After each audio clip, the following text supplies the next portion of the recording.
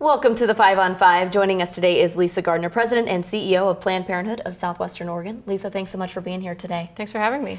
Well, you guys are celebrating an anniversary this week. Talk to us about what you guys are celebrating. We are. October 16th was the 100th anniversary of Planned Parenthood Federation of America. So across the country, affiliates are celebrating really the beginning of the movement to provide women and families with the information and access to healthcare they need to make the choices for their family that make the most sense. Now, as far as how Planned Parenthood got its start in Oregon, can you talk a little bit about the background here? Yeah, we're actually celebrating our 50th this year. We had an event last fall in Medford, and we had an event this past spring up in Eugene as part of our affiliate area celebrating 50 years of Planned Parenthood. We started out as a small family planning clinic, and we now provide comprehensive sex education and healthcare services throughout 9 counties in Oregon. Wow. How many Oregon clients are you serving annually? We see over 35,000 patients. This year we'll probably see closer to 38,000 patients. And many of the folks that we see are coming to us for basic healthcare needs, particularly since the Affordable Care Act has been implemented. People were looking for primary care homes, and while we're not a primary care home, we provide a lot of the services people come to for preventive healthcare. Talking about those services, can you walk us through some of the main services that you guys provide? Absolutely. Folks come to us for their wellness exams. Women come to us for their annual exams, for pap smears, for STI exams, sexually transmitted infection screenings. They come to us for breast cancer screenings. We refer folks for mammograms.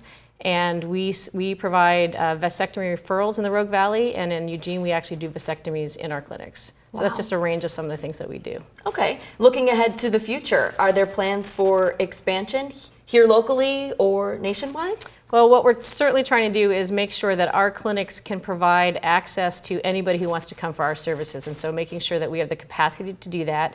We are also really focused on our education programs, and we serve over, we educate over 8,000 youths and families in our state.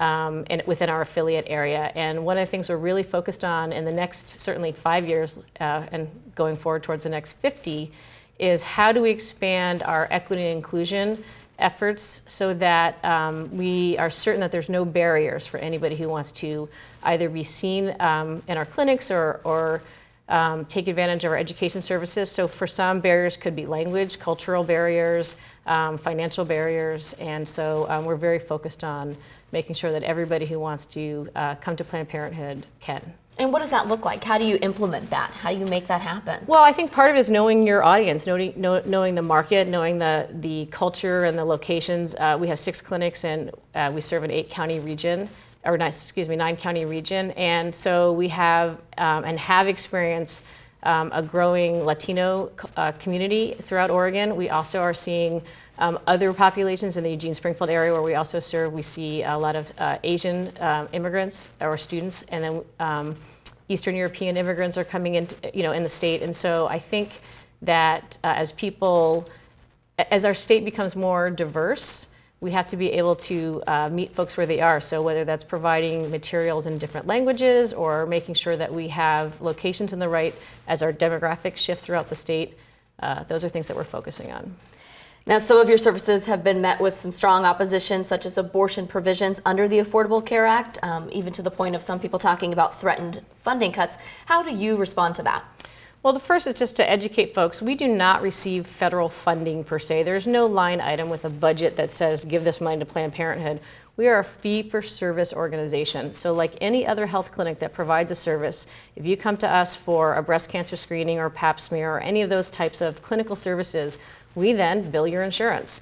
And some of that insurance is our Medicaid dollars. And so those are the tax dollars that people refer to. We're not tax funded, but we are a fee-for-service organization. So we receive that kind of funding. And targeting Planned Parenthood specifically to be excluded from that funding actually increases some of those barriers I was just talking about, making it difficult for people who need our services to access them.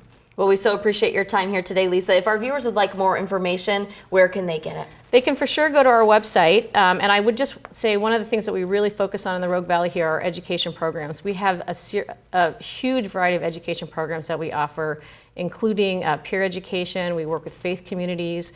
We have an Engaging Parent series, and we are also collaborating with Lotus Rising on our youth development program. So for sure, if folks are interested in that, I would encourage them to go to our website. Excellent. Well, Lisa, thank you so much for your time today. We appreciate having you here. Thank you. We'll be right back.